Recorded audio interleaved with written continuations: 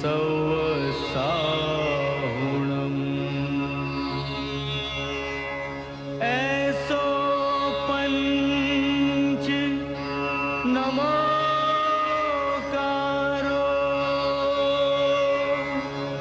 सौपाव पणासणो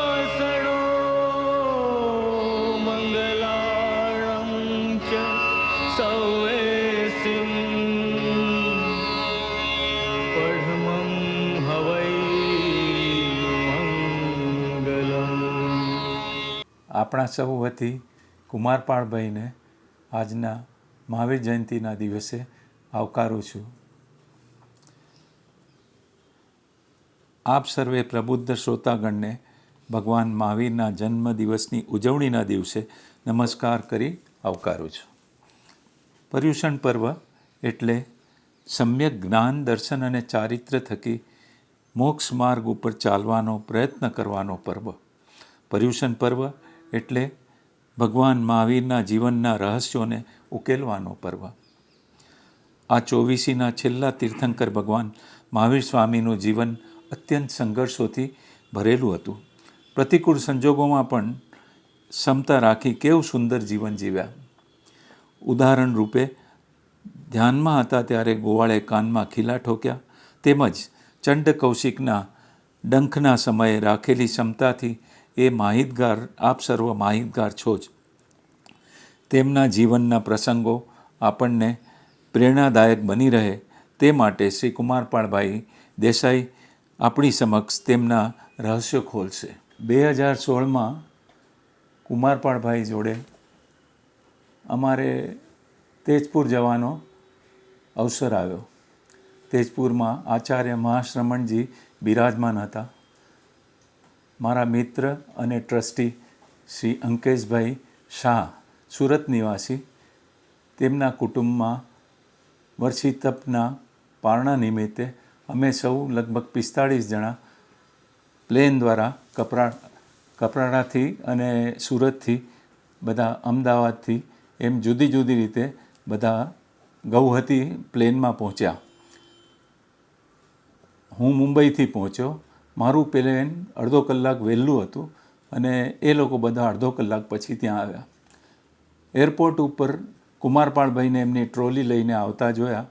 મેં મારા ડગ એમના તરફ માંડ્યા અને કુમારપાળભાઈના હાથમાંથી ટ્રોલી લઈને મેં કહ્યું કે કુમારપાળભાઈ મને ટ્રોલી આપો. એમને મારા હાથમાંથી ટ્રોલી લઈ લીધી અને મેં કીધું નહીં. એટલે હું જરાક ક્ષોભ પામ્યો કે કુમારપાળભાઈએ આવી કેમ વાત કરી. પછી કુમારપાળભાઈએ મારા હાવભાવ જોયા અને તરત જ મને કહ્યું, નીતિનભાઈ તમને ખબર છે હું ક્યાંથી આવું છું? મેં કીધું તમે અમદાવાદથી આવો છો. તો કે હું શું કહેવા આવું? મેં કીધું તમે અમદાવાદના વતની કહેવા આવો? ના, હું અમદાવાદી કહેવા આવું. તમે જ કહો કે અમદાવાદી માણસ પોતાનો સામાન કોઈના હાથમાં આપે ખરો? આવી રમૂજ વૃત્તિથી એમને આખું વાતાવરણ હળવું બનાવી દીધું. અમે 45 લોકો એમને વીંટળાઈને ઊભા હતા અને એક હાસ્યની છોડો ઉગી. આવા ગંભીર પ્રવચનો આપતા કુમારપાળભાઈને આવી મનોદશામાં જોવાનું કેટલો આનંદ આવે એ તો ત્યારે મેં અનુભવ કર્યો. ત્યારબાદ અમે ત્યાં તેજપુર પહોંચ્યા, લગભગ 150 કિલોમીટર દૂર, જ્યાં બિરાજમાન હતા આચાર્ય મહાશ્રમણજી. એમની જોડે ધર્મચર્ચાની એમને ઘણો વખત વાત થઈ.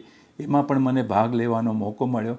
બે મહાન વ્યક્તિઓ ધર્મચર્ચા કરતા હોય ને મારી હાજરીમાં મને એનો લાભ મળે, ખરેખર મારા માટે એક અદ્ભુત અવસર હતો.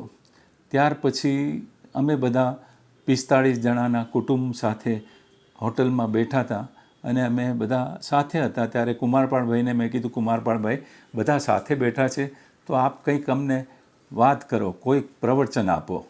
1 કલાકનો સમય આપણા હાથમાં છે, તમે પ્રવચન આપો. મને કે શું આપું, બોલો, તમે જે કહો એના ઉપર પ્રવચન આપું. એમને તરત જ મેં કહ્યું, કુમારપાળભાઈ 45 જણનું કુટુંબ છે, એમાં નાના બાળકોથી માંડીને વડીલો છે, તો શા માટે આપણે કુટુંબ જેવો સબ્જેક્ટ ના લઈએ? એ વિષય પર જો તમે અમારા માટે એક પ્રકાશ પાડો તો કુટુંબમાં લાંબો સમય રહી શકે, બધા જુદી જુદી સ્વભાવના હોય છતાં સાથે થઈ અને એકતાથી રહી શકે, એના ઉપર તમે અમને માત્ર થોડી ક્ષણોમાં એમને 1 થી સવા કલાકનું વિવિધ રીતે વિચાર કરી અને એમને જોયું કે 8 થી 10 વર્ષના બાળકો પણ છે, 15 થી 25, 30, 40 વર્ષના યુવાનો પણ છે, 40 થી 60 વર્ષના પણ છે અને 60ની ઉપરના પણ છે. તો એમને જુદી જુદી જવાબદારી, જુદી જુદી ફરજો, જુદી જુદી જરૂરિયાતો, એનું બધું ધ્યાન કરી અને ઉદાહરણને દાખલા સાથે માત્ર 5 જ મિનિટ વિચાર કરી અને કલાકનું પ્રવચન આપ્યું. આવા કુમારપાળભાઈ તાત્કાલિક હાજર જવાબી અને સુંદર પ્રવચન આપીને બધા કુટુંબીઓ ખુશ થઈ ગયા અને આજે પણ સર્વ કુટુંબના લોકો એમને યાદ કરે છે. આ એક જુદો જ પરિચય હું તમને મારા અનુભવથી આપી શકું છું. છેલ્લા 55 વર્ષથી તેઓ પત્રકારત્વ ક્ષેત્રે આગવું પ્રદાન કરી રહ્યા છે.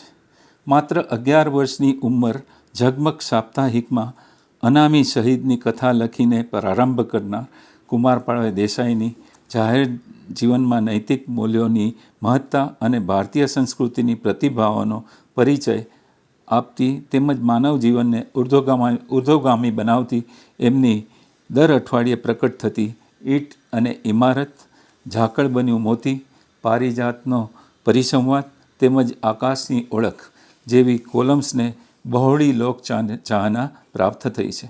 1953થી જય ભીખુએ શરૂ કરેલી કોલમ 1970થી કુમારપાળભાઈ દેસાઈ લખી રહ્યા છે. 67 વર્ષની પિતા પુત્રે એક કોલમ લખી હોય તે વિરલ ઘટના કહેવાય, ખરેખર વિરલ ઘટના કહેવાય. પિતા પુત્રની સાહિત્ય સેવાનો વિચાર કરીએ તો 103 વર્ષની ગુજરાતી સાહિત્યની સેવા ગણાય. 103 વર્ષ. પત્રકારત્વના શિક્ષણ ઉપરાંત અખબારી લેખન, સાહિત્ય અને પત્રકારત્વ એ એમના પત્રકારત્વ વિશેના મહત્ત્વના ગ્રંથો છે. આજનો વિષય છે ભગવાન મહાવીરના જીવનના રહસ્યો. શ્રી કુમારપાળભાઈને તેમનું વક્તવ્ય આપવા વિનંતી કરું છું. પદ્મશ્રી ડૉક્ટર કુમારપાળભાઈ દેસાઈ. આજનો દિવસ એ શ્રી મહાવીર જન્મ વાચનનો દિવસ અને આવા દિવસે આ 86મી મુંબઈ જૈન યુવક સંઘની પર્યુષણ વ્યાખ્યાનમાળામાં સ્નેહશ્રી નીતિનભાઈ સોનાવાલા, સેજલબેન શાહ અને અન્ય સૌ હોદ્દેદારોની ઉપસ્થિતિમાં આપની સાથે કેટલાક વિચારો મૂકવાની તક મળી છે, તેનો આનંદ અનુભવું છું. જ્યારે જ્યારે ભગવાન મહાવીરની વાણીનો અભ્યાસ કરું છું ત્યારે ત્યારે સાચે સાચ કહું તો મનમાં એક વેદના જાગે છે. પ્રશ્ન એ જાગે કે ભગવાનની આ વાણી ખરેખર આપણે આ જગતને આપીને એનો અમલ કરાયો છે ખરો? ક્યાંક એક બાજુ આપણે વાંચીએ પ્રભુની વાણી અને પ્રભુ કહેતા હોય કે જીવા વહો અપવહો, જીવનો વધ એ આપણો પોતાનો વધ છે. કેટલી પ્રાણીઓનો વધ ન થાય તે માટે વાત કરી, કેટલી હિંસા રોકવાની વાત કરી. અને એ વાત અને આજની પરિસ્થિતિ વિચાર કરીએ કે જ્યાં પ્રત્યેક 20 મિનિટે એક પશુ કે પક્ષીની જાતિ આ પૃથ્વી પરથી નાબૂદ થઈ રહી છે. ભગવાન મહાવીરે કહ્યું કે અહિંસા એક નિત્ય ધર્મ છે, શુદ્ધ ધર્મ છે. પણ આ નિત્ય ધર્મને આપણે નિત્ય બતાવી શક્યા ખરા? જો ભગવાન મહાવીરે મનુષ્યના મનમાં વસતી કટુતા પણ હિંસા છે એમ કહ્યું, એ સંદેશ આપણે જગતને પહોંચાડી શક્યા ખરા?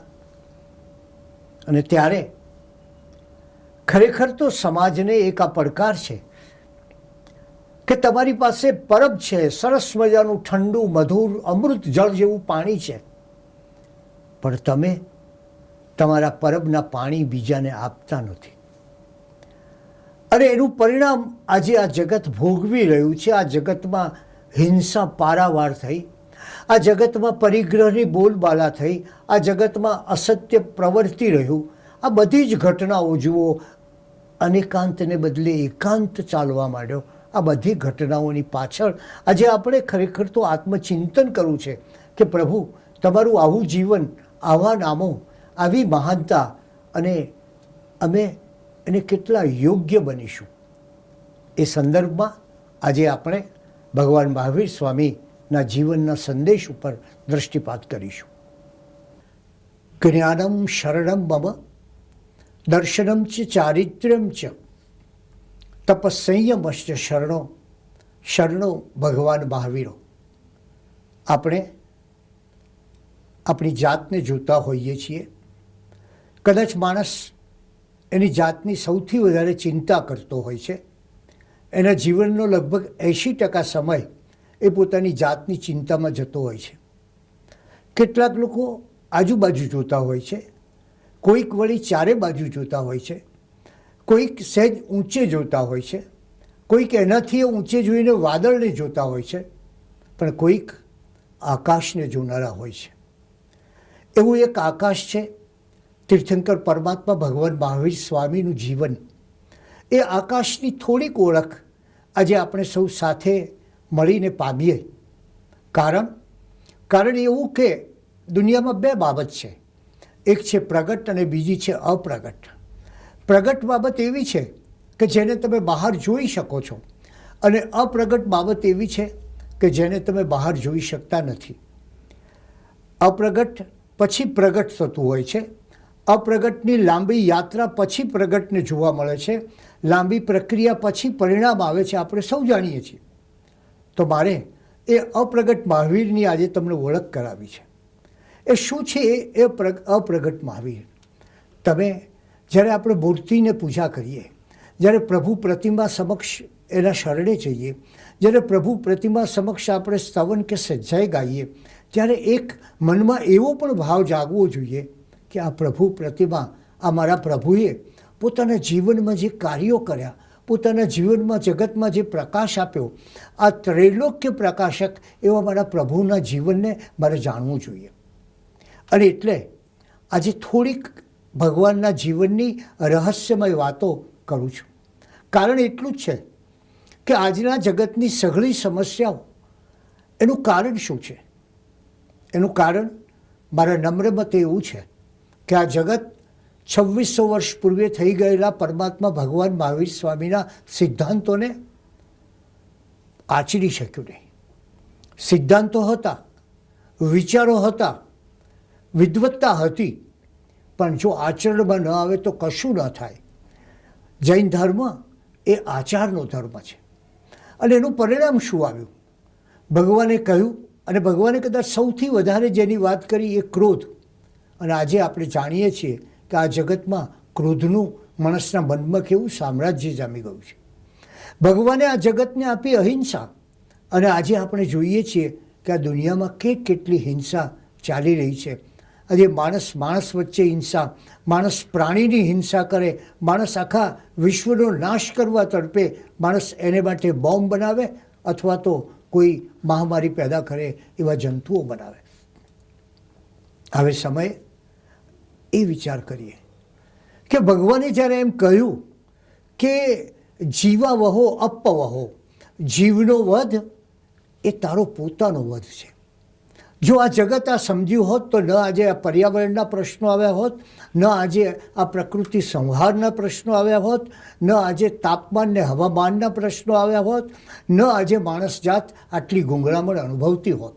અને એટલે જ મને એમ લાગે છે કે જો આ સિદ્ધાંતોને આ પાસે આપણે જઈએ, પરમાત્માએ કહ્યું એક પળનો પણ પ્રમાદ ના કરીશ. પણ આપણી કમનસીબી એ કે આ સિદ્ધાંતો જગતને આપવામાં આપણે ઘણો પ્રમાદ કર્યો. જ્યારે આજે એ વિચાર કરવો છે કે ભગવાનનું આ જીવન જે છે તો શું છે? એ તીર્થંકર એટલે શું? તીર્થંકર એટલે કે આપણે ત્યાં એક પરમાત્માના વચનને પણ તીર્થંકરનું સ્વરૂપ, તીર્થનું સ્વરૂપ કહ્યું છે. તીર્થંકર એટલે તારે તે તીર્થંકર. તીર્થંકર એટલે સંસાર સમુદ્રની અંદર ઘણા મત્સ્ય માછલાઓ છે, ઘણા મગર છે, એમ ઘણા જેને કહીએ આપણે કે ઘણી વિષાદગ્રસ્ત વસ્તુઓ છે, ઘણા વિકારો છે, એ ઘણા દોષો છે. એ બધા જ્યારે આ સંસાર સમુદ્રમાં હોય ત્યારે એના ઉપર એક બ્રિજ છે, એ બધાને પસાર કરવાનો એક બ્રિજ એટલે તીર્થંકર પરમાત્મા. તીર્થને સર્જે તે તીર્થંકર. અને તીર્થ એટલે શું? તીર્થ એટલે આપણે હજી સમજ્યા નથી એને, એનો ભાવ, એના મર્મને, એના રહસ્યને હજી પામ્યા નથી. અમદાવાદમાં તો ઘણીવાર કોઈ સમી સાંજે મળવા આવે ને આપણે પૂછીએ ક્યાં હતા સવારે, તો એ કહે કે આજ સવારે હું નીકળ્યો, પાલીતાણા ગયો, આદિનાથ દાદાના દર્શન કર્યા અને તરત પાછો આવ્યો. આ તીર્થ નથી. તીર્થની યાત્રા એ પગથી ચાલીને નથી થતી, આત્માથી ચાલીને થાય છે.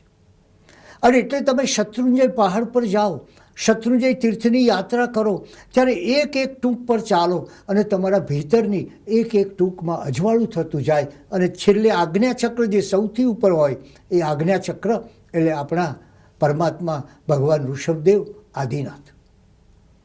આવું વિચાર આપણે નથી કરતા અને એને પરિણામે આપણે યાત્રાઓ કરી જઈએ છીએ, પણ એ યાત્રાથી આપણો બહારના પગ ચાલે છે, બહાર યાત્રા થાય છે, પણ ભીતર એમનું એમ રહે છે. તો યાત્રાનો અર્થ જ એ છે કે તમે બહાર યાત્રા કરો અને તમારા ભીતરમાં પણ એ જ પ્રકારની યાત્રા ચાલુ રહે. એવી યાત્રા વિશે સમેત શિખર જાઓ અને કલ્પના કરો કે જ્યાં 20 તીર્થંકરો જે ભૂમિ ઉપરથી મોક્ષે ગયા છે, કેટલી બધી ચાર્જ ભૂમિ હશે, અને ત્યાં જઈને તમારા હૃદયના બંધ ખોલી દો, તમારા આત્માને ખુલ્લો કરી નાખો અને પછી અધ્યાત્મના ઉર્ધ્વ આરોહણ તરફ જાઓ એટલે તમને ખબર પડશે કે કેવો ભીતરી એક પ્રસન્નતાનો આનંદ તમને પ્રાપ્ત થાય છે. એટલે ભગવાન મહાવીરના ચરિત્રનો વિચાર કરીએ ત્યારે એ તીર્થંકર જેણે એવું તીર્થ સર્જ્યું કે એ તીર્થ પરથી આપણી આધ્યાત્મિક ઉન્નતિની આપણે છલાંગ મારી શકીએ. એ તીર્થ પર જઈ અને આપણે ઉચ્ચ ભાવોના શિખર પર બેસી જઈએ. એ તીર્થ પર જઈ અને આપણે ધીરે ધીરે એ પરમાત્માનો, એ પરમનો સ્પર્શ પામીએ. એ તીર્થ અને એવા તીર્થના સર્જનારા એ તીર્થંકર. એટલે જ્યારે જ્યારે આપણે આ તીર્થંકરનો વિચાર કરીએ ત્યારે એ તો જાણીએ છીએ કે એમને પાસે ધર્મચક્ર હોય, મસ્તક ઉપર 3 છત્ર હોય, એમનું લોહી છે એ શ્વેત હોય, આ બધી ઘટનાઓ જાણીએ છીએ. પણ આપણે સાથે એ પણ જાણવું જોઈએ કે તીર્થંકર એ કેવો એક સરસ ઘાટ છે. એક ઘાટ ઉપર ઊભા હો, બાજુમાં પ્રવાહ વહેતો હોય, એમાં સંસારની નદીના પાસે આ ઘાટ પર તમે ઊભા હો તો સંસારની નદીને તમે આસાનીથી પાર કરી જશો. એટલે તીર્થંકર પરમાત્મા ભગવાન મહાવીર સ્વામી એ એક વિચાર કરીએ તો પુલ છે, અને એ પુલ ઉપર, એક બ્રિજ પર આપણું પ્રયાણ થાય, એક શિખર છે એના ઉપર આપણું આરોહણ થાય, અને ધીરે ધીરે આ બધું થાય ખરું, પણ એ બહાર નહીં. પરમાત્મા કહે છે ભીતરમાં થવું જોઈએ. એમણે કહ્યું ત્યારે શું જીતવાનું છે? બહારના સામ્રાજ્યો જીતવાના નથી, કારણ કે એવી રીતે તો જીતેલો સિકંદર પણ અંતે હાર્યો છે. તારે જીતવાનું છે તારા ભીતરને, તારા અંદરમાં રહેલા દુશ્મનોને, તારા કામ, ક્રોધ, મોહ, વિકાર, વાસનાને. એના ઉપર જે વિજય મેળવે છે, ભગવાન મહાવીર સ્વામી કહે છે એ જ સાચો આ વિજેતા છે, એ જ સાચો જગત વિજેતા છે જેણે પોતાની ભીતરની દુનિયા પર વિજય મેળવ્યો હોય. અને એટલે આપણે આજે એ વિચાર કરીએ કે ભગવાનના એ સિદ્ધાંતો, ભગવાનનું એ જીવન, અને કેવી કેવી એક વિશિષ્ટ ઘટનાઓ ભગવાનના જીવનમાં આપણે જોવા મળે છે. અને એમનો વિચાર ત્યાંથી શરૂ કરીએ કે ભગવાનના નામ કેવા છે. ભગવાનનું એક નામ છે સન્મતિ. ઉત્તર પુરાણ જેવા ગ્રંથોમાં તીર્થંકર પરમાત્માનું નામ સન્મતિ છે. તમે વિચાર કરો કે તમારી પાસે મતિ ન હોય તો શું થાય? બુદ્ધિ હોય પણ અવળે માર્ગે ચાલનારી મતિ હોય તો શું થાય? ત્યારે સન્મતિ, સારે માર્ગે જનારી મતિ. આજે આ દુનિયામાં ખોટે માર્ગે જનારી મતિનો ઘણો વ્યાપ વધી ગયો, ત્યારે આ દુનિયાને સૌથી વધારે જરૂર સન્મતિની છે. ત્રિષષ્ટિ શલાકા પુરુષ ચરિત, કલિકાલ સર્વજ્ઞ હેમચંદ્રાચાર્યની એક મહાન કૃતિ. એમાં ભગવાનનું નામ અને બીજા અન્ય ગ્રંથોમાં પણ વર્ધમાન મળે છે. વર્ધમાન એટલે વધવું. અને એમ કહે છે કે પ્રભુનો જન્મ થવાનો હતો ત્યારે ધન ધાન્યથી પૃથ્વી આખી છલકાઈ ગઈ, બધે જ સુખ વધવા માંડ્યું અને દુઃખ આપોઆપ ઓછું થયું. એ વર્ધમાનના અનુયાયી એને શું ક્યાં વધવાનું છે? એને વધવાનું છે પોતાના ભીતરમાં વધવાનું છે. એક ફ્લેટ મળ્યો અને પછી હાઉસ તરફ દોડ લગાડે એમ વધવાનું નથી. એને વધવાનું છે પોતાની અંદરની બાજુએ. એટલે જે પોતાના ભીતરમાં વધે છે એ જ ધીરે ધીરે આગળ જતો જાય છે. અને આ ભીતરની યાત્રા આપ સૌ જાણો છો, યુનાઇટેડ નેશન્સના સૌથી કાર્યદક્ષ મહામંત્રી હતા ડાગ હેમરશિલ્ડ. આ ડાગ હેમરશિલ્ડે પોતાની આત્મકથા લખી અને આત્મકથામાં લખ્યું કે આજે સવારે હું ઇજિપ્ત ગયો અને ત્યાં કર્નલ નાસર સાથે ચર્ચા કરી, ઇઝરાયલ ગયો ત્યાં ચર્ચા કરી, પેરિસ ગયો આની સાથે ચર્ચા કરી. બહુ જીવંત અને ડાયનેમિક વ્યક્તિત્વ. અને એમ કહેવાય કે સવારે પેરિસમાં ચા પીએ તો બપોરનું ભોજન એ લંડનમાં લેતા હોય અને બીજા દિવસના બપોરનું પછીનું ભોજન એ અમેરિકામાં લેતા હોય. આવી વ્યક્તિએ પોતાની આખી આત્મકથા લખી અને આત્મકથા લખ્યા પછી છેલ્લું વાક્ય આત્મકથાનું એ છે કે the longest journey is the journey within. દુનિયાની સૌથી લાંબી કોઈ યાત્રા હોય ને તો એ ભીતરની યાત્રા છે. આજથી હજારો વર્ષ પહેલાં પરમાત્માએ કહ્યું, તું ક્યાં ચાલ, તું ક્યાં જા, તું કોની સાથે રહે, તું કોની પાસે રહે? એમણે કહ્યું, તું ભીતરની પાસે રહે. કારણ કે ભીતરની યાત્રા એ જ જીવનનો એક સૌથી મોટો પ્રયાસ, પડાવ, પુરુષાર્થ અને અધ્યાત્મ છે. અને કલ્પના કરો સમવસરણની. પરમાત્મા સમવસરણમાં બેઠા છે અને આસપાસ કેવું વાતાવરણ સર્જાય છે, અહિંસાનું વાતાવરણ. સિંહ અને ગાય એક સાથે હોય, જે વિરોધી પ્રકૃતિવાળા પ્રાણીઓ સાપ અને નોળીઓ સાથે હોય. એનો અર્થ જ એ કે જ્યાં અહિંસાનું સામ્રાજ્ય હોય ત્યાં હિંસા નષ્ટ થઈ જાય છે. અને ભગવાને આ જગતને આ અહિંસાનો ઉપદેશ આપ્યો. અને જ્યારે એ સમવસરણમાં બેઠેલા ભગવાનની તમે કલ્પના કરો, એક રૂપાનો ગઢ, એક સુવર્ણનો ગઢ, એક રત્નનો ગઢ, એની કલ્પના કરો. પરંતુ આ સમવસરણની પાછળના રહસ્યને સમજવાની જરૂર છે. એની પાછળનું રહસ્ય એ છે કે આ રૂપાનો ગઢ છે એ દેહનો ગઢ છે. માણસ એની દેહની આસના વાસના પાછળ લગભગ આખું જીવન વ્યતીત કરી દીધું હોય છે. મને કેમ સુખ લાગે, મને કેમ પ્રતિકૂળ ન લાગે અને અનુકૂળતા મળે, મારી કેમ સગવડ સચવાય, એ દેહને માટે માણસ પોતાના જીવનનો ઘણો મોટો ભાગ વાપરતો હોય છે. એ રૂપાનો ગઢ છે. પછી બીજો ગઢ છે એ સોનાનો ગઢ છે. એ સોનાનો ગઢ એટલે તમારા મનનો ગઢ. માણસે બીજું જીતવાનું છે, મન. આપણે જાણીએ છીએ કે આનંદગંજી મહારાજે કહ્યું છે કે કુંથુજીને મનડું કિમહી ન બાજઈ, જીમ જીમ જતન કરીને રાખું, તીમ તીમ અવલું ભાજે હો. જેમ જેમ પકડીને રાખું છું એમ અવળું જાય છે, માકડાની માફક દોડે છે. ત્યારે બીજો વિજય પામવાનો છે તે મનનો વિજય છે. ભગવાન મહાવીર સ્વામીના એ વચનોને યાદ કરો. ભગવાને એમ કહ્યું કે આ તારું મન એ તો એક તોફાની ઘોડા જેવું છે, એને લગામ જોઈએ. અને કઈ લગામથી તમે મનને વશમાં કરી શકો તો એ છે સંયમની લગામ. અને એવો એ સંયમ ભગવાને બતાવ્યો. એટલે કે બીજો ગઢ છે જે સોનાનો ગઢ છે એ છે મનનો ગઢ. અને ત્રીજો ગઢ છે એ રત્નનો ગઢ છે, એ આત્માનો ગઢ છે. એટલે કે તમે દેહને પાર જઈ, એનાથી આગળ મનને પાર જઈ, એટલે કે દેહની લાલસાઓ, તૃષ્ણાઓ પર વિજય મેળવીને આગળ જાઓ. મનની ચંચળતા નષ્ટ કરીને મનની એકાગ્રતાની સાધના કરો. અને આપણું મન કેટલું એકાગ્ર છે એનો વિચાર કરવો જોઈએ. આપણે ક્યારેય એવું વિચાર્યું કે મારા જહાજના કપ્તાન મહાવીર સ્વામી છે? આપણામાં એવી શ્રદ્ધા છે ખરી? તમે વિમાનના પાયલોટમાં શ્રદ્ધા મૂકો છો? મેં હજી સુધી કોઈ માણસ એવો જોયો નથી કે પ્લેનમાં બેસતા પહેલાં એમ કે જરા પાયલોટને નીચે બોલાવો, એ જરા ગઈ રાત્રે સૂતો છે કે નહીં એ જાણી લઉં, એ બરાબર સ્વસ્થ છે કે નહીં જાણી લઉં, એના ઘેર કોઈ ઝઘડા થયા નથી ને જાણી લઉં, પછી હું વિમાનમાં બેસીશ. એટલે તમને પાયલોટમાં શ્રદ્ધા છે, વિમાનના પાયલોટમાં, પણ ખરેખર તો આપણે જીવનના પાયલોટમાં શ્રદ્ધા રાખવી જોઈએ. અને એ શ્રદ્ધા હોય તો જ તમે આ બીજો ગઢ પાર કરી અને આત્માના ત્રીજા ગઢ સુધી પહોંચી શકો. અને આત્માનો એ ત્રીજો ગઢ પ્રાપ્ત કરો ત્યારે તમને પેલા સમવસરણમાં બેઠેલા તીર્થંકર પરમાત્માનું દર્શન થાય. આજે આપણે એ વિચાર કરવો છે કે આ દેહની તૃષ્ણાઓ, આ મનની લાલસાઓ, એ બધાને પાર કરી મારા આત્મા પાસે જવું.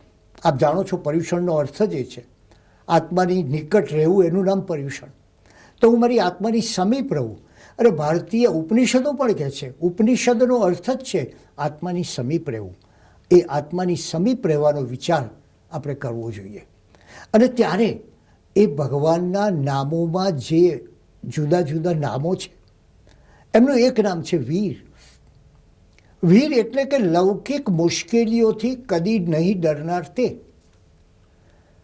આપણે જરા કલ્પના કરીએ, આપણા જીવનમાં સહેજ નાની મુશ્કેલી આવે ને કેવા આમ ધગધગી જઈએ છીએ, કેવા અકળાઈ જઈએ છીએ, કેવા બાવરા થઈ જઈએ છીએ, કેવા ગુંગળાઈ જઈએ છીએ.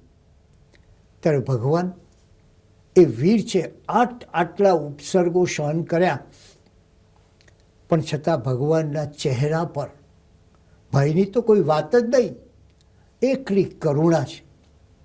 અને એ ચહેરા પર, એ પરમાત્માના મુખ પર માત્ર એક વાર આંસુ આવે છે, એ પેલા સંગમ દેવને જોઈને. અને એ માટે આવે છે કે આ માણસે, આ સંગમ દેવે મારે ખાતર કેવા ખોટા ખોટા કર્મો બાંધ્યા, એની ચિંતા થાય છે. તો આ વીર છે. એમનું નામ અતિવીર પણ છે અને એમનું નામ મહાવીર પણ છે. તો એ મહાવીર શબ્દનો આપણે વિચાર કરીએ અને આપણા જીવનના આંતર વિજેતા બનીએ અને એ તરફ આપણી ગતિ થાય. આ વર્ધમાનનો ધર્મ એ હંમેશા ક્રાંતિનો ધર્મ છે. આપ એ ન ભૂલશો કે આ કોઈ સ્થિતિસ્થાપક ધર્મ છે, ગાડરિયા પ્રવાહની માફક ચાલતો ધર્મ છે. આ ધર્મનો પહેલો સિદ્ધાંત જ એ છે કે તમારી પાસે એક ક્રાંતિ હોવી જોઈએ. અને એવી ક્રાંતિ, કઈ ક્રાંતિ કરી? ભગવાને જગત ઉપર 3 ક્રાંતિ કરી. એક આત્મક્રાંતિ. જગત આખું શરીરની ચિંતામાં હતું. યથા દેહે તથા દેવે. જેવો તમે દેહને આપો છો, દેહને નવડાવો છો, દેહને રળિયામણો બનાવો છો, એવા દેવને રળિયામણા બનાવો. એવી માન્યતા પ્રવર્તતી હતી. ત્યારે ભગવાને કહ્યું કે તું આ બધું છોડી દે, આ બહારની વાત જ છોડી દે, જે કંઈ છે એ તો તારી ભીતરનો આત્મા છે. એટલે ભગવાને આ જગતને પહેલી વાર આત્માની ઓળખ આપી. એટલે કે મારી દ્રષ્ટિએ એમણે કરેલી પહેલી ક્રાંતિ એ આત્મક્રાંતિ છે.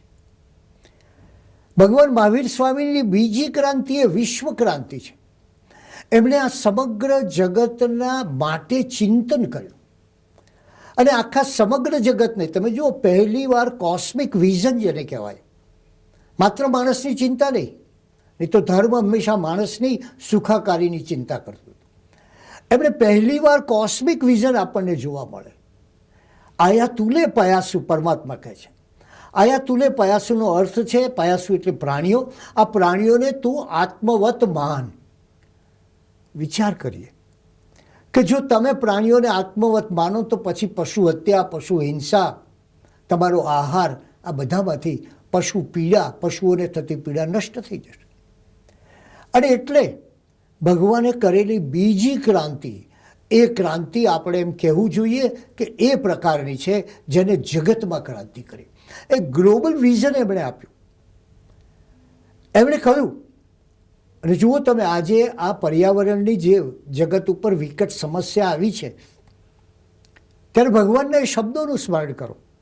ભગવાને કહ્યું, જેને તું પીડે છે, જેને તું મારે છે, જેને તું નષ્ટ કરે છે, એને તું પીડતો નથી, એને તું મારતો નથી, એને તું નષ્ટ કરતો નથી, પણ તું તારી જાતને પીડે છે, તારી જાતને નષ્ટ કરે છે, તારી જાતનો નાશ કરે છે. અને આજે આ પૃથ્વી એ જ પરિસ્થિતિમાં છે કે માણસોએ વૃક્ષો કાપી નાખ્યા, જંગલો હતા એ વનની જગાએ રણ બનાવી દીધા, અને હવે આ પૃથ્વીના અસ્તિત્વનો સવાલ આવે છે. ત્યારે ભગવાને બીજી ક્રાંતિ કરી, એ વિશ્વ ક્રાંતિ. સમગ્ર વિશ્વને જોવું, સમષ્ટિને જોવું, માત્ર માણસની ચિંતા નહીં, પ્રાણીની ચિંતા, પ્રકૃતિની ચિંતા, પર્યાવરણની ચિંતા. જૈન ધર્મના આચારોમાં કેટલું પર્યાવરણ છે એ તો આપ સૌ જાણો છો. અને ત્રીજી એમની જે ક્રાંતિ છે, જે ઘણી મહત્ત્વની ક્રાંતિ છે, એ મોક્ષ ક્રાંતિ. એમણે એક આખો પથ આપ્યો. ઉત્તરાધ્યયન સૂત્રની ગાથાઓ વાંચો અને એક એવો પથ આપ્યો કે જે માણસ આંતરિક માર્ગે ચાલતા ચાલતા ચાલતા આ શિખર પર પહોંચી શકે. એટલે ભગવાનને જ્યારે પ્રણામ કરો, ભગવાનને જ્યારે વંદન કરો, ભગવાન તરફ ઉપકૃતતાનો ભાવ પ્રગટ કરો, ત્યારે એ વિચારજો કે આ ભગવાને મનુષ્યના જીવનમાં, મનુષ્યના જગતમાં, આ પૃથ્વી ઉપર, આ સમગ્ર સમષ્ટિ ઉપર કેવા કેવા પરિવર્તનોની વાત કરી છે. અને એટલે જ જ્યારે ભગવાનનો જન્મ થયો એ સમયે ધરતી પર જીવ માત્ર સંતપ્ત હતા. યજ્ઞોમાં પશુઓની હિંસા થતી, અને જેટલી વધારે પશુઓની હિંસા થાય એટલો મોટો રાજા એ ગણાતો. અને એવે સમયે ભગવાને એક જુદી વાત કરી. ભગવાન મહાવીરે માનવ સામર્થ્યનો મહિમા કર્યો, અને એમણે એમ કહ્યું કે જો માણસ ગુણ સમૃદ્ધિ કેળવે તો દેવ પણ એના ચરણમાં શીશ નમાવે. કલ્પના કરો, કેટલી મોટી ક્રાંતિ છે. જ્યારે માણસ જુદી જુદી જગાએ જઈને, એમ કહેવાતું કે 33 કરોડ દેવતાઓ હોય એવે સમયે પોતાની યાચના કરતો હોય, માગણી કરતો હોય, ત્યારે એ લાચાર, દીન, યાચક માણસને ભગવાને કહ્યું કે નહીં, તું પોતે તારો પુરુષાર્થ કર, તું જ તારો ભાગ્ય વિધાતા છે. અને એટલે આજે આ ભગવાન મહાવીર સ્વામીના સ્મરણ સાથે આપણે એ વિચારવું જોઈએ કે ભગવાને આચારમાં અહિંસા આપી, વાણીમાં સ્યાદવાદ આપ્યો, વિચારમાં અનેકાંત આપ્યો, અને જીવનમાં અહિંસા આપી. આ જગતને આપેલું અજવાળું આપણે જગતને આપીએ અને આ જગતને વધુ બહેતર બનાવીએ, એ ભાવના તો આપણે રાખવી પડે ને. જીવનમાં મહિમા શેનો છે? બહાર ચાલતા પ્રવાસનો કે ભીતરની યાત્રાનો? ખરો મહિમા છે ભીતરની યાત્રાનો. અને એ યાત્રાનો વિચાર કરીએ ત્યારે પરમાત્મા મહાવીર સ્વામીએ કેવી સરસ વાત કરી છે. કારણ માત્ર ક્રિયાથી ન ચાલે, માત્ર જ્ઞાનથી ન ચાલે. જ્ઞાન અને ક્રિયા એ તો ધર્મના પંખીની બે પાંખો છે. એક પાંખથી ઉડી શકાય નહીં, એટલે ક્રિયાની પણ આવશ્યકતા અને જ્ઞાનની પણ આવશ્યકતા. ત્યારે ભગવાને કહ્યું કે બાહ્ય રીતે જો તમે ચાલો, માત્ર બહારનો દેખાવ એ ધર્મ નથી, એ તો ઢકોસલો છે. સાચો ધર્મ તો તમારી ભીતરમાં થવો જોઈએ. અને એટલે એમણે કહ્યું કે માત્ર માથું મુંડાવાથી શ્રમણ થવાતું નથી. મસ્તક મૂંડી દીધું એટલે કંઈ તમે શ્રમણ થઈ જાઓ એવું નથી. અને કોઈ જાપ કરવાથી બ્રાહ્મણ બની શકતો નથી. અરણ્યમાં રહેવાથી કોઈ મુનિ થઈ શકતો નથી. અને એ જ રીતે દર્ભના વસ્ત્રો પહેરીને કોઈ તપસ્વી થઈ શકતો નથી. એટલે મહિમા શેનો છે? મહિમા તમારા ભીતરમાં રહેલા આત્માનો છે. અને કેવી સરસ રીતે કહે છે ભગવાન કે તમે સાચી સમતાથી શ્રમણ બની શકો. માથાનું મુંડન કરાવવાથી નહીં, પણ તમારા જીવનમાં સાચી સમતાનું પાલન કરો ને એટલે તમે શ્રમણ બની શકો. બ્રાહ્મણ ઉચ્ચ કેવી રીતે બની શકો? તો ઉચ્ચ તમે ત્યારે બની શકો તમારા આચાર ઊંચા હોય ત્યારે થઈ શકો. અને મુનિ કેવી રીતે થઈ શકો? તો મુનિ ત્યારે થઈ શકો કે જ્ઞાની હોય તે મુનિ થઈ શકે. અને તપસ્વી એ બને દર્ભના ઘાસના, દર્ભ એટલે ઘાસ એક આવે છે, એ ઘાસના વલ્કલ પહેરવાથી, વસ્ત્રો પહેરવાથી તપસ્વી નથી થવાતું. તપસ્વી ક્યારે થવાય? ભગવાને કહ્યું તપથી તપસ્વી થવાય. એટલે તમે જુઓ કે ભગવાને બધા જ બાહ્યાડંબરો, બાહ્યાચારો, બાહ્ય દેખાવો, બાહ્ય પ્રદર્શનો આ બધાને દૂર કરીને કહ્યું કે ધર્મ એ તો ભીતરની યાત્રા છે. એમ કહે છે કે એકવાર ભગવાનને પ્રશ્ન પૂછવામાં આવ્યો કે પ્રભુ જૈન કોણ? હવે તમે વિચાર કરો, તમને કોઈ પૂછે કે તમે જૈન હો અને તમને પૂછે કે જૈનનો તમારી ડેફિનેશન શું, ત્યારે આપણે ક્યાં જઈશું? આપણે ભગવાન પાસે જઈશું. અને ભગવાને માત્ર 2 જ શબ્દમાં જૈન કોણ એનો ઉત્તર આપ્યો. જરા સાંભળજો. ભગવાને કહ્યું વિશુદ્ધ ચેતાહા, જેનું ચિત્ત શુદ્ધ છે તે જૈન, જેનું ચિત્ત અશુદ્ધ છે તે અજૈન. એટલે કે ધર્મ એ આખી ચિત્ત શુદ્ધિની પ્રક્રિયા છે. અને જેમ જેમ તમારું ચિત્ત શુદ્ધ થતું જાય એમ એમ ઊંચા ભાવો આપણા જીવનમાં, આપણા ભીતરમાં, આપણા હૃદયમાં જાગવા માંડે અને આપણા આત્માની આપોઆપ ઉર્ધ્વતા થાય. અને એટલે જ સૌથી મોટી વાત ભગવાને એ કહ્યું કે આત્મા જુદો છે અને શરીર જુદું છે. લોકો ત્યાં સુધી શરીર અને આત્મા બંનેને એક જ માનતા હતા. અને તેવે સમયે એ આત્માની યાત્રા કેવી થાય એવી એક વ્યાપક દ્રષ્ટિ ભગવાને આ જગતને આપી. એમના જીવનમાં સમતાનું શિખર જોવા મળે છે, આપણે જાણીએ છીએ. અને એમણે જે કંઈ કલ્પના કરી છે એ કોઈ જાતિ માટે, કોઈ ધર્મ માટે, કોઈ સંપ્રદાય માટે, કોઈ પ્રજા માટે નહીં. એમની કલ્પના છે એ સર્વ જીવોની પ્રસન્નતા માટે છે. અને એ જ આ જૈન ધર્મનું કોસ્મિક વિઝન છે. અને એટલે જ એમણે કહ્યું કે તારે કરવાનું છે શું? કોઈ બહારની ચીજવસ્તુઓ મેળવવાની નથી, પણ નિગ્રહ કરવાનો છે. આજે આત્મનિર્ભરતાની વાતો થાય છે ને, ત્યારે તારે પોતાની જાતને સંયમિત બનાવવાની છે. જેટલો સંયમ તું પાળીશ એટલે તારી નિર્ભયતા થશે. અને માટે એમણે કહ્યું કે એક તમારા અંતરને જીતો તો આખી આલમને જીતી શકશો. અને એ આલમને શીખવાની વાત એ ભગવાનના ઉપદેશોમાં જોવા મળે છે. અને એટલે જ આનો અર્થ એ થાય કે આત્મા દ્વારા આત્માને જુઓ, આત્માનો વિકાસ સાધો. અને તો કદાચ જૈન ધર્મનું મોટામાં મોટું એક ક્રાંતિકારી વચન છે, તો તમે પણ પરમાત્મા બની શકો. એક સરસ ઉદાહરણ આપે છે. એ કહે છે કે એક નાનકડી ગોટલીની અંદર જેમ આખું આંબાનું વૃક્ષ સમાયેલું હોય છે. એ ગોટલીનો વિસ્તાર થાય એટલે એક વિરાટ સરસ મજાનું સુંદર પાંદડાઓવાળું, કેરીથી લચી ગયેલું એવું એક મધુર આંબાનું વૃક્ષ, આંબા વાડિયું થાય. અને એ આંબાનું વૃક્ષ થાય છે. એમ મહાવીર સ્વામી કહે છે કે તું તારા આત્માનો વિકાસ થાય તો તું પણ પરમાત્મા બની શકે છે. એટલે પ્રત્યેક માનવ ગૌરવની સાથે માનવ ઉર્ધ્વતાની વાત એ ભગવાન મહાવીરના આ સિદ્ધાંતોમાં આપણે કેવી સરસ જોઈ શકીએ છીએ. ભગવાને સૌથી પ્રથમ સમ્યક દર્શન પ્રાપ્ત કર્યું એ ભવની ઘટનાનું સ્મરણ કરીએ.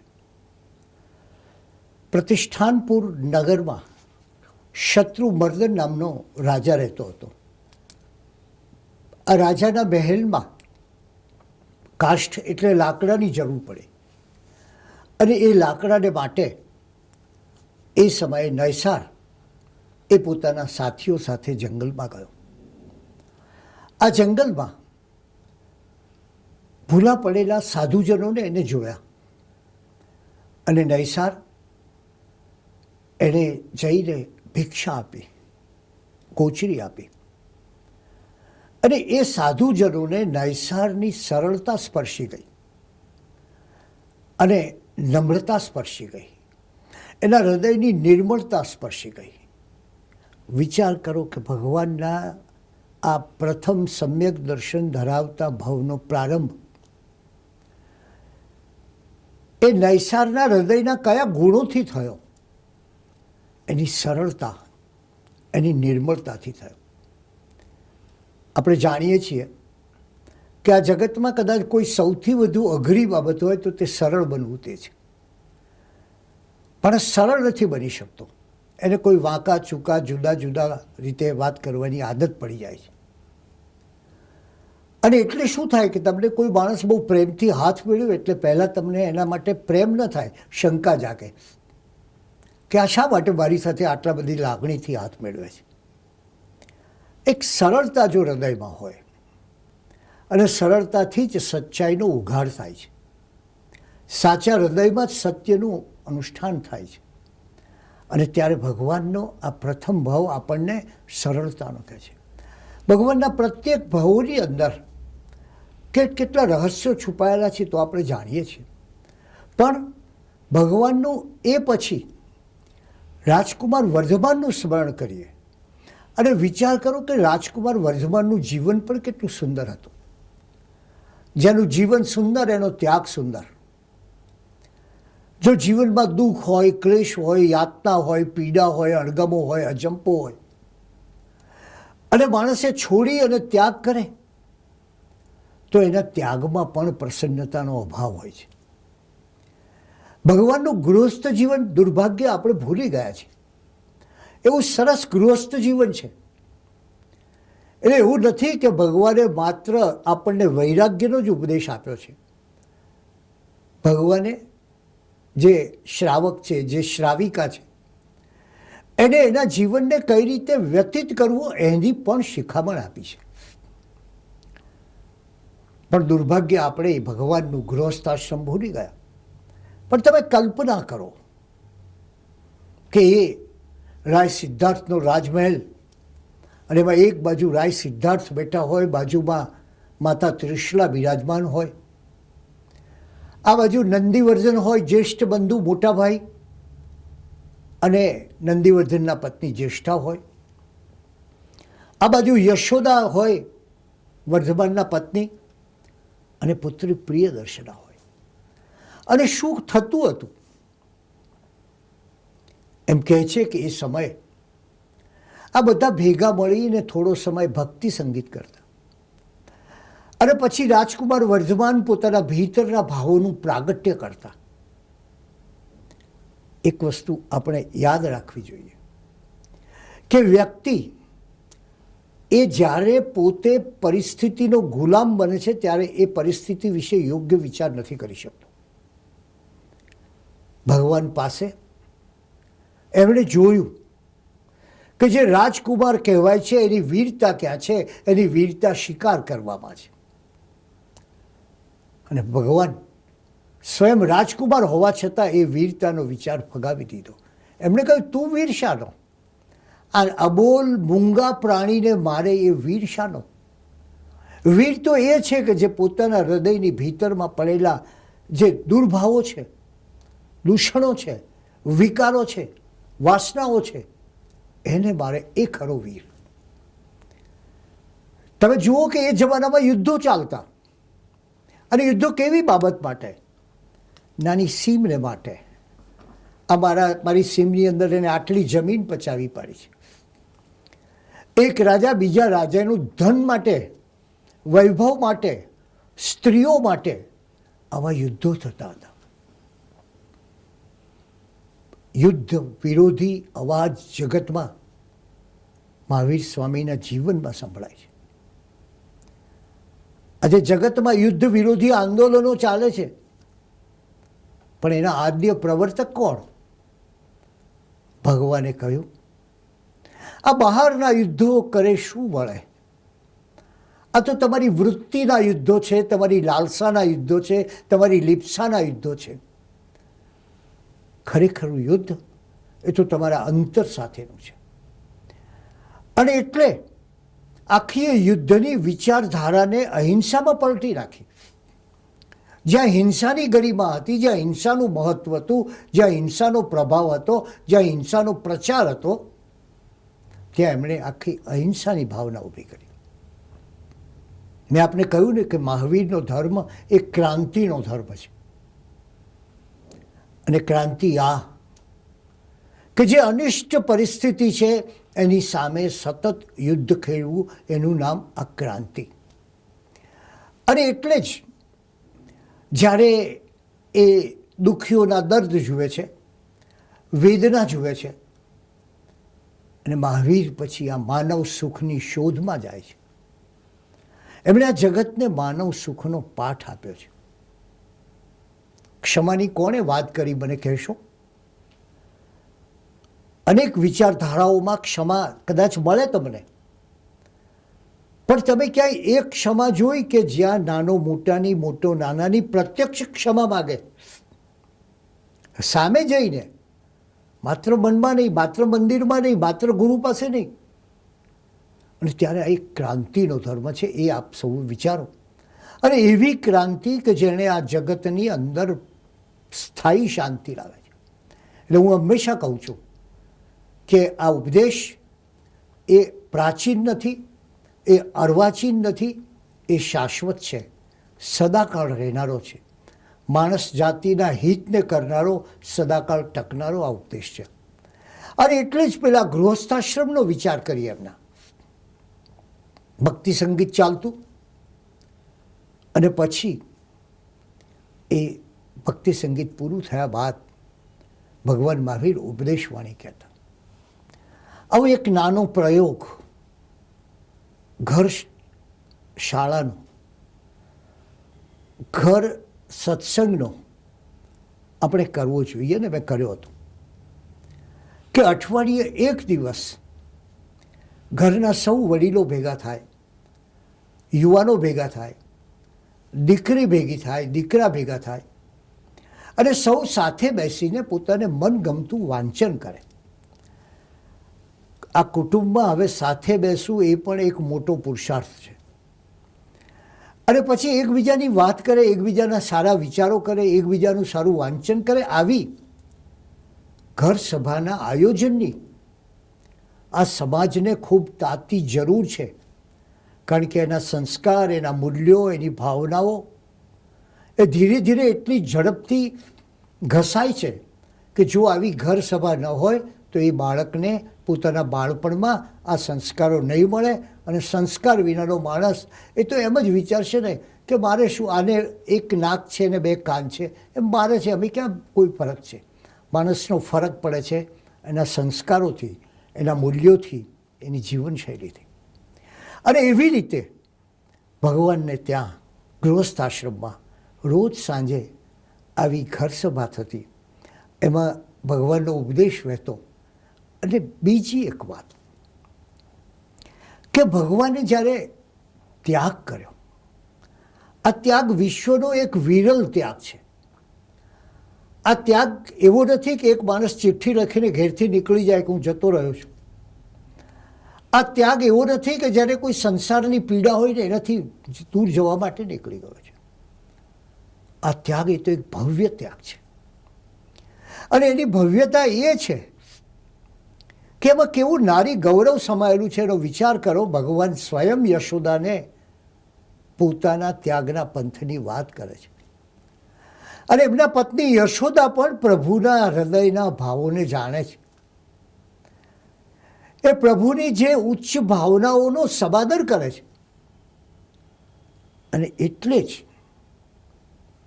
આ ત્યાગની ઘટના જરા તમે ગ્રંથોમાં વાંચો તો મજા આવશે કે આ ત્યાગ વેળાએ યશોદા જાણે કોઈ સ્ત્રી, કોઈ ક્ષત્રિય સ્ત્રી, ક્ષત્રિયાણી પોતાના પતિને યુદ્ધમાં જવા માટે પૂરા પ્રોત્સાહન અને પ્રેરણાથી મોકલતી હોય એ રીતે ત્યાગ છે. કેવો અદ્ભુત ત્યાગ છે. અને એનો ઉત્સાહ છે પોતાના પતિના અધ્યાત્મ માર્ગે વિજય પામવાની ઘટનાનો એક ઉત્સાહ અને આનંદ છે. એટલે બે વાત છે. એક તો પત્નીનો આદર, સ્ત્રીનો આદર. મનુષ્ય જાતિને આ સ્ત્રીનો આદર અહીંયાથી શીખવો પડે. આપ સૌ જાણો છો ભગવાન ઋષભદેવની બંને પુત્રીઓ કેટલી વિદ્વાન હતી. બ્રાહ્મી, જેણે આખી 14 ભાષાની જાણકાર, જેણે જગતને એક લિપિ આપી. તો એ વાત છે કે ત્યાગ કેવો, પ્રસન્નતાથી નીકળવું. અને મહાવીર નીકળે છે ત્યારે પોતાની કુલ માતાને પ્રણામ કરે છે. આ ત્યાગ છે, આ આદર છે. અને આવા ભગવાનના એક ગૃહ મહાભિનિષ્ક્રમણનો વિચાર કરો તો પણ કેટલું રહસ્ય છે. હું માનું છું કે પરમાત્માની મૂર્તિના જ્યારે દર્શન કરીએ, જ્યારે એને ભાવથી પ્રણામ કરીએ, જ્યારે પ્રભુ સેવા કરીએ, ત્યારે એ પણ વિચાર કરીએ મારા પ્રભુ કેવા હતા. એ પ્રભુનું વર્ણન કરતા કલિકાલ સર્વજ્ઞ હેમચંદ્રાચાર્ય, જેમને કળિયુગમાં સર્વજ્ઞ કહેવામાં આવે છે, અને એમ કહેવાય છે કે વિદ્યાનું કોઈ પણ ક્ષેત્ર એ એમની રચના વગર રહ્યું નહોતું. એમણે એમના જીવનમાં 3.5 કરોડ શ્લોકોથી વધુ શ્લોકોની રચના કરી. આવા કલિકાલ સર્વજ્ઞ મહારાજાએ વિતરાગ સ્તવમાં પ્રભુ મહાવીરનું વર્ણન કરતા એમ કહ્યું છે કે પ્રભુ તારી શાંતિ અદ્ભુત છે. બહાર ઝંઝાવાત હોય, બહાર ઉપસર્ગ હોય, બહાર આપત્તિ હોય, બહાર અનેક દુર્ઘટનાઓ ઘટતી હોય, અને એવે સમયે ક્યારેક ચંડકૌશિક સર્પ આવે, ક્યારેક શૂલપાણી યક્ષનો ઉપદ્રવ હોય, ક્યારેક કઠપૂતના એમને યાતના આપતી હોય. આ બધા સમયે ભગવાનની શાંતિ, એ શાંતિની રેખામાં એક નાનો પણ, એ લકીરમાં એક ફેર પડેલો નથી. એટલે કલિકાલ સર્વજ્ઞ હેમચંદ્રાચાર્ય મહારાજ કહે છે કે તમારી શાંતિ તો અદ્ભુત છે, અને એવું અદ્ભુત છે તમારું રૂપ, અને એથી એવી અદ્ભુત છે તમારી કૃપા.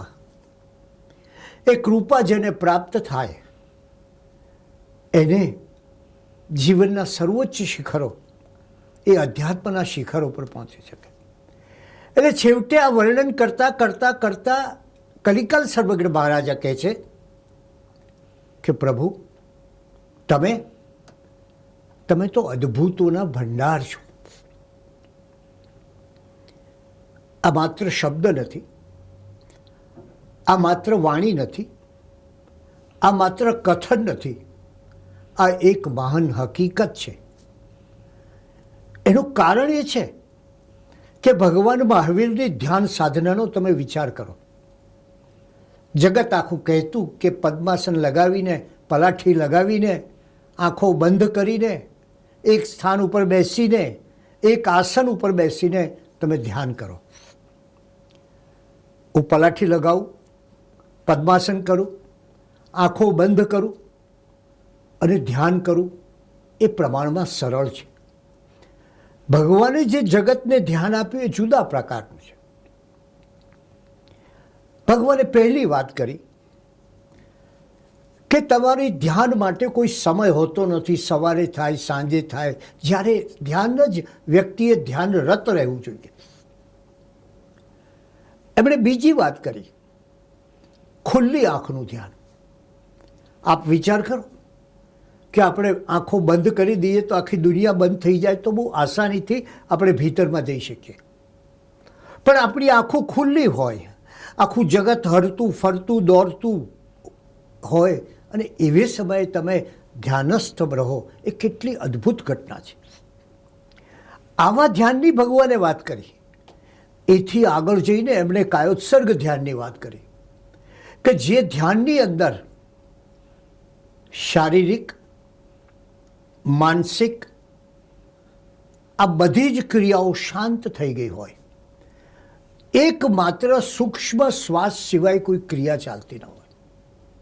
અને હજી એથી વધારે કઠિન ધ્યાન એમણે આપ્યું, અને એ છે કાયોત્સર્ગ ધ્યાન, કે જ્યાં માત્ર શ્વાસની સૂક્ષ્મ ક્રિયા સિવાય કશું ન થતું. અને એનાથી વધારે જગતને ધ્યાન વિશેનું એક નવું દર્શન આપ્યું. એમણે કહ્યું કે તમે ફરતા ફરતા ભગવાને ભ્રમણ કર્યું, ભગવાને વિહાર કર્યો, ભગવાન અહીંથી ત્યાં ગયા. આ એમના તમામ સાધના કાળમાં સતત ફરતા રહ્યા અને સતત ધ્યાનસ્થ રહ્યા. અને એટલે જ કદાચ એ ધ્યાનસ્થ હતા માટે જ પેલા ગોવાળનો અવાજ એ સાંભળી ન શક્યા, જેણે કહ્યું કે મારા બળદને તમે સાચવજો. આ 12.5 વર્ષનો એમનો સાધનાકાળ, એ સ્વાદ વિજય, નિદ્રા વિજય, ક્ષુધા એટલે કે ભૂખ પરનો વિજય, આ ત્રણેય વિજય એમના આ સાધના કાળમાં જોવા મળે છે. આવો એમનો એ સાધના કાળ હતો. આચાર્ય સમંતભદ્ર કે પછી કલિકાલ સર્વજ્ઞ હેમચંદ્રાચાર્ય ભગવાનની સમતાનું અદ્ભુત વર્ણન કરે છે. શ્રીમદ ભગવદ્ ગીતામાં કહ્યું છે સમત્વમ યોગ ઉચ્ચતે. એ સમત્વનો ભાવ ભગવાનના જીવનમાં અહીંયા જોવા મળે છે. સમયાએ સમણો હોય. તમે એ સંભાવની સાધના જે કરે એ જ વ્યક્તિ સાચી શ્રમણ બને. ભગવાનના ચિત્તની એકાગ્રતા. અને એમ કહે છે કે એ જ્યારે ધ્યાનમાં બેસતા ત્યારે એમની આંખોનું જે તેજ હતું એનાથી ઉર્ધ્વ લોકના દ્રવ્યોનો સાક્ષાત્કાર થતા. ઉર્ધ્વ દિશાપાતી ધ્યાન. અને જ્યારે એ નીચે જોતા પોતે ત્યારે એ અધો દિશાપાતી ધ્યાન, આ પ્રકારનું ધ્યાન થતું. એટલે કે ત્રણેય લોકનું એમને દર્શન થતું હતું. અને એમની સંરોહણ શક્તિ, ઉપસર્ગો થાય અને એ ઘા આપોઆપ ચાલ્યા જાય, મટી જાય. આવી સંરોહણ શક્તિ હતી. ભગવાનના વિશે સતત ગ્રંથો એમ કહે છે કે આ ભગવાન એ તો અબહુબાઈ હતા. અબહુબાઈ એટલે ખૂબ ઓછું બોલનારા. આજે આપણે જાણીએ છીએ મોબાઈલ આવ્યા પછી તો વધારે કે લોકો કેટલું બોલતા હોય છે, કદાચ આખો દિવસ બોલતા જ રહેતા હોય છે.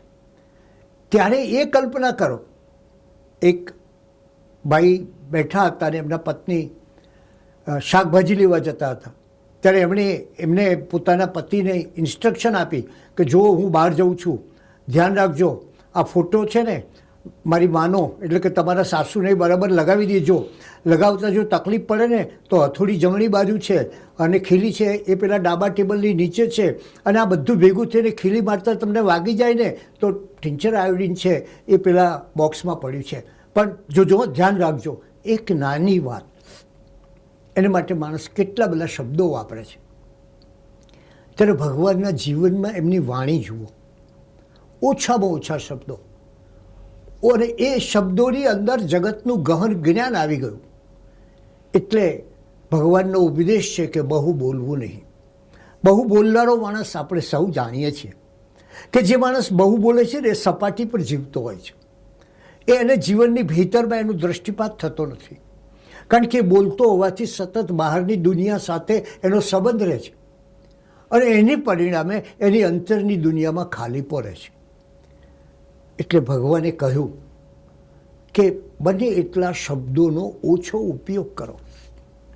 આટલા સાધના કાળની અંદર પરમાત્મા ક્યાં કશું બોલ્યા છે?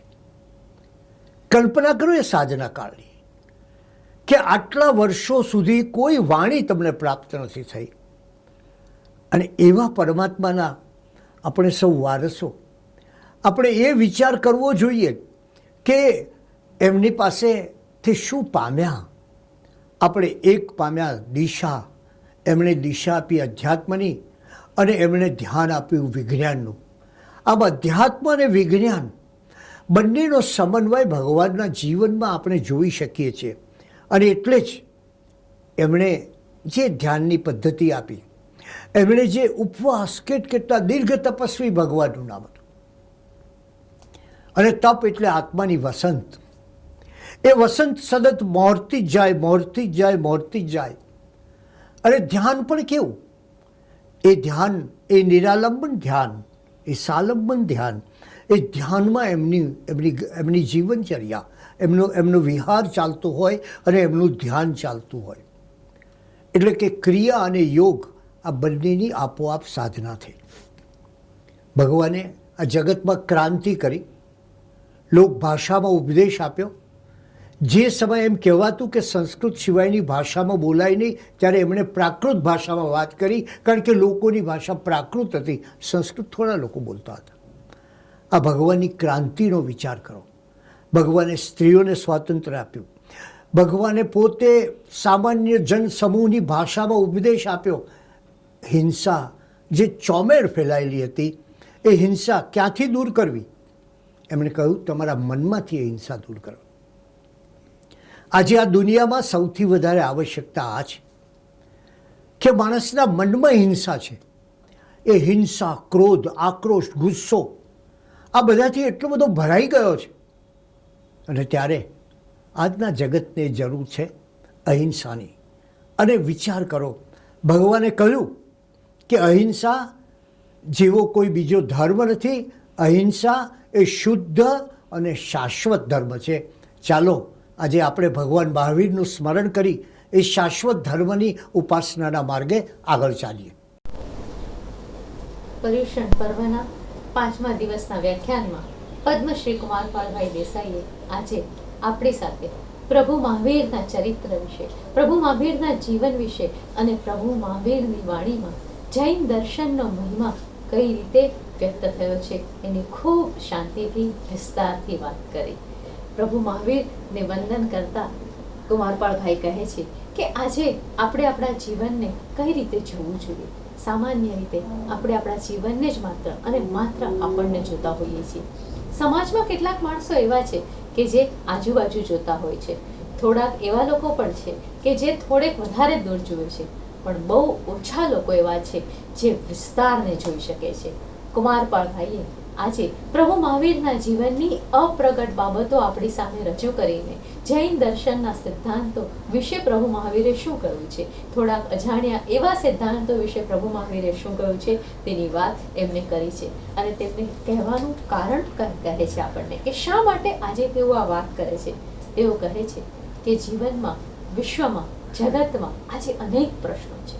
આ અનેક પ્રશ્નોનો ઉત્તર એમને પ્રભુ મહાવીરની વાણીમાં એનો ઉત્તર મળે છે, પરંતુ 2600 વર્ષ પહેલા થઈ ગયેલા આ તીર્થંકર પ્રભુની વાણીને આપણે યોગ્ય રીતે સમજી તો ના શક્યા, પણ યોગ્ય રીતે વિશ્વની સમક્ષ મૂકવામાં પણ નબળા પડ્યા. પ્રભુએ તો ગૌતમને કહ્યું હતું કે એક ક્ષણનો પણ પ્રમાદ ન કરતો, પણ આપણે એવા પ્રમાદી બની ગયા કે આપણા પ્રભુની વાણીને આપણે વિશ્વ કલ્યાણની ભાવના માટે પણ મૂકી ન શક્યા. અને એટલા માટે આજે ફરીથી આ ઉઘાડ તરફ આપણને કુમારપાળભાઈ પોતાના વ્યાખ્યાન દ્વારા લઈ જાય છે. તે કહે છે કે સમય કયો હતો. એ સમય એવો હતો જ્યારે ચારે તરફ હિંસાનો એક માહોલ હતો, અને ત્યારે પ્રભુ મહાવીર આપણને અહિંસાનો સિદ્ધાંત આપે છે. અને અહિંસાનો સિદ્ધાંત આપીને કહે છે કે પ્રત્યેક જીવની અંદર તું પોતાને જો. જ્યારે તું પોતાને જોઈશ ત્યારે તારો સંભાવ એમના માટે કેળવાશે, તારી સંવેદના એના માટે કેળવાશે. અને એ અહિંસાનો ખૂબ જ મહત્વનો સંદેશ આપણને આપે છે. અને પહેલા કહે છે કે એ પૂર્વે તું તારા ક્રોધને કાબૂમાં કર. જ્યાં સુધી તારો ક્રોધ કાબૂમાં નહીં હોય ને ત્યાં સુધી કંઈ નહીં થઈ શકે. કારણ કે આજે જગત આખું હરીફાઈમાં પડ્યું છે. દરેક વ્યક્તિને પોતાને સાબિત કરવા માટે, અન્યને પાડવા માટે બહુ જ ઉતાવળ બની ગયો છે અને ક્રોધ કરે છે, મનમાં દ્વેષ લાવે છે, રાગ મનમાં ભરપૂર છે. તો એને તું નાબૂદ કરવાનો પ્રયત્ન કર, અને પછી દરેક એકવાર એ રાગ, દ્વેષ, ક્રોધ નાબૂદ થઈ જશે, અને ત્યાર પછી તમે અહિંસાના માર્ગ ઉપર ચાલશો. અને એ અહિંસાનો માર્ગ કુમારપાળભાઈ આજે ફરીથી આપણને સમજાવતા કહે છે કે જગતના દોષો, વિષાદો, સંકટો અઢળક છે, પરંતુ એનો ઉકેલ પ્રભુ મહાવીર પાસે છે. તો ચાલો સાથે મળીને આપણે આ અપ્રગટ મહાવીરને ફરી એકવાર સમજીએ. શું છે આ પ્રભુ મહાવીર? તેઓ કહે છે કે તો તીર્થંકર પ્રભુ છે. તીર્થની સંકલ્પના આપણે પૂરતી સમજ્યા જ નથી. તેમના મતે એમ કહેવું છે કે જીવનમાં એક સંકટો, વિષાદો, પ્રમાદો જે પણ આપણી પાસે કંઈ છે એને પાર કરીને આપણે મોક્ષ સુધી પહોંચવાનું છે. અને આ જે અહીં રહેલા વિષાદો અને સામેની તરફ રહેલું મોક્ષ, એ વચ્ચેનો બ્રિજ પસાર કરવાનો છે આપણે, અને આ ભીતરના તેજને પ્રગટાવવાનું છે. તો આ બ્રિજ આપણને જે પસાર કરાવે છે તે છે તીર્થંકર. અને ભીતરી પ્રસન્નતાને ફરી પાછી આપણે ઉઘાડવાની છે. આપણા ભીતરના રહેલા ઉચ્ચતમ ભાવોને ફરી પાછા આપણે ઉઘાડવાના છે. એ વાત એમને કહી છે અહીંયા. બહારના સામ્રાજ્યને તો બહુ જીતી લીધા, હવે અંતરના સામ્રાજ્યને જીતવાના છે. બહારના સામ્રાજ્ય જીતેલો સિકંદર પણ ખરા અર્થમાં ક્યાં જીત્યો હતો? એને વિશ્વ વિજય તો ત્યારે જ પ્રાપ્ત થશે જ્યારે એ પોતાના ભીતરના પ્રવાસને, ભીતરની યાત્રાને યાદ કરશે. અને ત્યાર પછી તેમને કહ્યું છે કે પ્રભુ મહાવીરના કેટલા નામ હતા. એવાનું પહેલું નામ યાદ કરે છે કે નામ એમનું એક હતું સન્મતિ. ઉત્તર પુરાણ ગ્રંથમાં આ નામનો ઉલ્લેખ મળે છે કે તીર્થંકર પ્રભુ માટે સન્મતિ એવો શબ્દ મળે છે. સન્મતિ એટલે શું? જે આપણને મતિ દર્શાવે તે. આજે આપણને સૌથી વધારે સાચી અને સારી મતિની આવશ્યકતા છે. આ સાચી અને સારી મતિ જે દર્શાવે છે એ તીર્થંકર છે. ત્રિષષ્ઠી શલાકા પુરુષમાં આપણને પ્રભુનું બીજું નામ મળે છે ને તે છે વર્ધમાન. વર્ધમાન એટલે વધવું. પ્રભુના જન્મ વખતે પૃથ્વી આખી ધન ધાન્ય અને સમૃદ્ધિથી છલકાઈ ગઈ હતી એવા આ વર્ધમાન છે. અને ત્યાર પછી એમનું ત્રીજું નામ છે વીર.